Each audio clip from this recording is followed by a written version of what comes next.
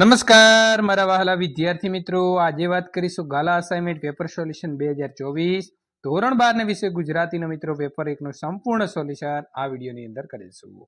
ચેનલની અંદર પ્રથમ વખત આવ્યા છો તો મિત્રો આપણી ચેનલ ઉપર બધા જ વિષયોના ગાલા અસાઇનમેન્ટના પેપર સોલ્યુશન તમને મળી રહેશે. તો મિત્રો ચેનલને ખાસ સબસ્ક્રાઇબ કરી દેવા માટે વિનંતી છે.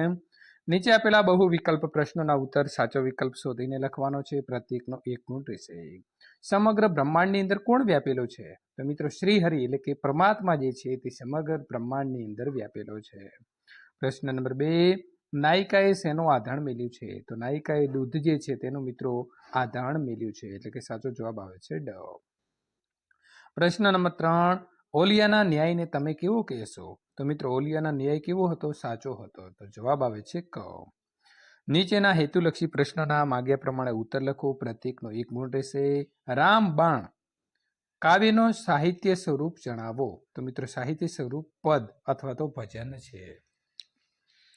પ્રશ્ન નંબર 5, છેલ્લું દર્શન કાવ્યના કવિનું ઉપનામ જણાવો. તો છેલ્લું દર્શન કાવ્યના કવિનું ઉપનામ જયંત કોઠારી છે. ભાણી કયા કાવ્ય સંગ્રહમાંથી લેવામાં આવ્યું છે? તો ભાણી એ મિત્રો ગોરસી કાવ્ય સંગ્રહ જે છે તે ગોરસીમાંથી લેવામાં આવ્યું છે. નીચેના પ્રશ્નોના એક વાક્યની અંદર ઉત્તર લખો. પ્રત્યેકનો 1 ગુણ રહેશે. પ્રશ્ન નંબર મિત્રો 7, ગોપી શેની બિંદી લગાવવાની ના પાડે છે? તો ગોપી કસ્તુરીની બિંદી લગાવવાની ના પાડે છે. પ્રશ્ન નંબર 8, કવિએ નગરને કોની ઉપમા આપી છે? તો કવિએ નગરને અબૂધ બાળકની જે છે તે મિત્રો ઉપમા આપી છે. પ્રશ્ન નંબર 9, બાનું હેત એટલે કે વહાલ કેવું છે? તો બાનું હેત એટલે કે વહાલ રસ ગુલાલની ચાસણી જેવું છે. નંબર 10, ભાણીએ કપડાં ધોવા કયો સમય પસંદ કર્યો છે? તો ભાણીએ કપડાં ધોવાનો રાત્રિનો સમય પસંદ કર્યો છે. નીચેના પ્રશ્નોના 3-4 વાક્યની અંદર ટૂંકમાં ઉત્તર લખો. કોઈ પણ 3 પ્રતીકના 2 ગુણ રહેશે. પ્રશ્ન નંબર 11, સોનું તો આખરે સોનું જ છે. તો મિત્રો સોનું તો આખરે સોનું છે, આમ સાથી કહી શકાય? તો મિત્રો સોનામાંથી તો અનેક ઘાટના ઘરેણા બને છે. એ જુદા જુદા કાટના ઘરેણા જુદા જુદા નામ આપવામાં આવે છે, જેમ કે વીંટી, પોચી, બંગડી, માથાની પીન, ચોપિયો, પેન્ટટ, ચેઇન, નેકલેસ, બાજુબંધ, પગના વિંછિયા, કડલા, પાયલ, ચૂડો વગેરે. પણ આખરે તો એ સોનાના જ રૂપ છે અને એના ઉપરથી કહી શકાય કે સોનું તો આખરે સોનું જ છે. નાયિકાને શા દુઃખ વેઠવા પડે છે? તો નાયિકાએ પોતાના પતિને મનાવવા માટે ખૂબ જ પ્રયત્ન કર્યા, છતાં પતિ કોઈ વાતે રીઝતો નથી. પત્નીને સાસરીમાં ગમે તેવા દુઃખ પડે તો તે સહન કરી શકે, પણ પતિ જેનાથી મોઢું ફેરવી લે, તેની સાથે અબોલા લે, તે દુઃખ સામાન્ય નથી. તો નાયિકાને આ દુઃખ જે છે તે મિત્રો વેઠવું પડ્યું. પ્રશ્ન નંબર 13, શક્યતાના દ્વાર ખખડાવવા એટલે શું? તો શક્યતાના દ્વાર ખખડાવવા એટલે અશક્ય વસ્તુ શક્ય થઈ શકશે કે કેમ તે તપાસી જોવું. એના સંદર્ભમાં કવિ પથ્થરનું દ્રષ્ટાંત આપે છે અને પથ્થર સજીવ નથી, એ બોલી શકે તો એની પાસે બોલાવી જુઓ. નંબર 14, ધમાલ શબ્દ દ્વારા કઈ મનોદશા પ્રગટે છે અને શા માટે? તો ધમાલ શબ્દ દ્વારા સૌજનોની અને કવિની અસ્વચ્છ મનોદશાનો પ્રગટ જે છે તે મિત્રો થાય છે, કારણ કે મૃત્યુ પ્રસંગે સૌજનો અને કવિ પણ આંસુને રોકી શકતા નથી. એ સૌની રોકકળથી વાતાવરણ શોકમય બની જાય છે અને આથી ધમાલ ન કરો એમ કહીને કવિ સૌને આંસુ રોકવાની વારંવાર જે છે મિત્રો વિનંતી કરે છે. નીચેના પ્રશ્નોના સવિસ્તાર ઉત્તર લખો. ઉર્મિલાનું ચરિત્ર ચિત્રણ કરો. તો એકમ એટલે કે પાઠનું નામ છે મિત્રો ઉર્મિલા. લેખક છે કવિ બોટાદકર. તો મિત્રો આની હવે આપણે સમજૂતી મેળવીશું. લક્ષ્મણ રામ સીતાની સેવામાં વનવાસ જવા નીકળે છે. રાજ સુખનો પરિત્યાગ કરી લક્ષ્મણ ઉર્મિલાની સંમતિ લેવા જાય છે.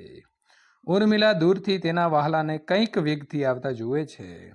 લક્ષ્મણને આ વેશમાં જોઈને અને પતિના વિયોગનો વિચાર કરતા તેનું હૈયું ચીરાઈ જાય છે, પરંતુ ભાવિ સંકટો ઉપર સંયમ કેળવી ઉર્મિલા પોતાના સ્વામી સન્મુખ ધીરજ ધારણ કરીને ઊભી રહે છે. આ વાસ્તવિકતાને પચાવવી એટલી સહેલી નથી, પણ એક રાજવધુ તરીકે તે પરિસ્થિતિને સ્વીકારે છે અને લક્ષ્મણને તેના સત્કાર્યમાં સાથ આપે છે.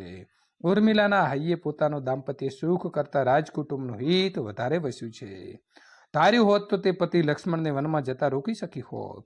તે શા માટે વગર વાંખે રાજમહેલમાં રહીને રામ સીતા લક્ષ્મણની જેમ 14 વર્ષનો વનવાસ વેઠે? પણ લક્ષ્મણ જેટલો રાજધર્મ અને બંધુપ્રેમ રહ્યો છે અને એથી વિશેષ ધર્મ કાર્ય પ્રત્યેની ઉત્કટ ભાવના ઉર્મિલામાં છે. હૈયામાં ભલે સર્પદંશ જેટલી ચોટ લાગી હોય પણ એ પરિવાર ધર્મથી વિચલિત થતી નથી. સાચા અર્થમાં તે ત્યાગની મૂર્તિ છે અને ન્યાય અને અન્યાયનો વિચાર કર્યા વગર સમર્પતિ ભાવે લક્ષ્મણને એના કાર્યમાં તે સાથ આપે છે. ઉર્મિલાની આ મનસ્થિતિને લક્ષ્મણ એક શૂરવીર યોદ્ધા સાથે સરખાવે છે.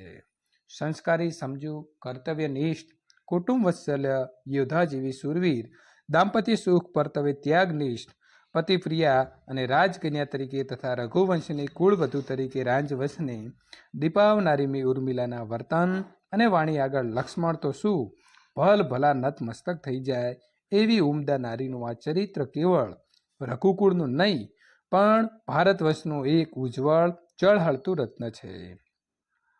હૃદય ઉપર પથ્થર મૂકીને લક્ષ્મણને વિદાય આપ્યા પછી ઉર્મિલાની ધીરજનો ધોધ છૂટી પડે છે અને લક્ષ્મણની પીઠ વળતા જ ભલે તે હાય કહી મૂર્છા ખાઈને ઢાળી પડી હોય પણ આ મુઠ્ઠી ઉચેરી નારી વાચકને મિત્રો હૃદયને સ્પર્શી જાય છે.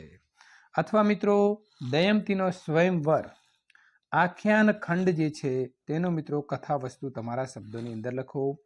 તો આ કાવ્ય છે દંપતીનો સ્વયંવર. લેખક છે પ્રેમાનંદ અને સમય છે ઈસવીસન 17મી સદી. વિદર્ભ દેશના રાજા ભીમકે તેમની પુત્રી દયમતીનો સ્વયંવર યોજ્યો હતો. હંસે દયમતી આગળ નળ રાજાનું વર્ણન કર્યું હતું. ત્યારથી દયમતીને નળને જ વરમાળા આરોપવાનું નક્કી કર્યું હતું. પરંતુ દયમતીને પરણવા ઉત્સુક ઇન્દ્ર, અગ્નિ, વરુણ અને જમે નળનું રૂપ ધારણ કર્યું હતું. દયમતી નળને વરમાળા પહેરાવા આવી ત્યારે નળ રૂપે આવેલા આ 4 દેવોએ પોતાની ડોક આગળ કરી. દયમતી વિમાસણમાં પડી. આમાં સાચો નળ કયો? તેણે પિતા પાસે પોતાની સમસ્યા રજૂ કરી અને ભીમકે કહ્યું, તું જ માત્ર આ 5 નળને જુએ છે, બીજું કોઈ નહીં. જે દેવો નળ રૂપે આવ્યા છે તેમની આંખ એક પણ પલકારો નહીં કરે. તેમના વો વિરજ એટલે કે સ્વચ્છ હશે અને તેઓ અંતરિક્ષમાં ઊભા હશે. દયમતી આશા સાથે ફરી મંડપમાં પહોંચી પણ એક દેવ પોતાના કંઠ આગળ કરે. આથી દેવો એકબીજાને શ્રાપ આપ્યો અને એ પ્રમાણે ઇન્દ્રના શ્રાપથી અગ્નિ વાનરમુખા થયા, અગ્નિના શ્રાપથી ઇન્દ્ર રીંછમુખા થયા, વરુણના શ્રાપથી યમ માંઝરમુખા અને ધર્મના શ્રાપથી વરુણ શ્વાનમુખ થયા. આ તો સરસ મજાના 4 વર થયા. ઇન્દ્રને થયું કે આપણે ખોટા વેશ લીધો. યમે કહ્યું, શા માટે તમે લોકોમાં હાંસીને પાત્ર થાઓ છો? અંતે સૌએ એકબીજાના શ્રાપ ફોક કર્યા. ફરી દયમતીને 5 નળ દેખાયા. તેણે સૌને પોતાના પિતાનું નામ પૂછ્યું તો કહે, વીરસેન પાંચેયના બાપ. હવે શું કરવું? આ જોઈ તેની દાસી હસી અને તેની વિમાસણ દૂર કરવા તેની સખીએ સૂચવ્યું, અરે આ કપટી નળને છોડ, હું તને અનેક ગુણિયલ રાજાના નામ ગણાવું. દાસી અનેક રાજાના નામ ગણાવ્યા પણ દયમતીને એક પણ પસંદ પડ્યું નહીં. એવામાં નારદજી દરેક દેવની પત્નીને લઈને આવ્યા. સૌનું કપટ તેમજ પરણવાની લાલસા ખુલ્લા પડી ગયા. દયમતીએ તેમને વિનંતી કરી, અમે તમારી ઉપાસના ભક્તિ કરીએ છીએ.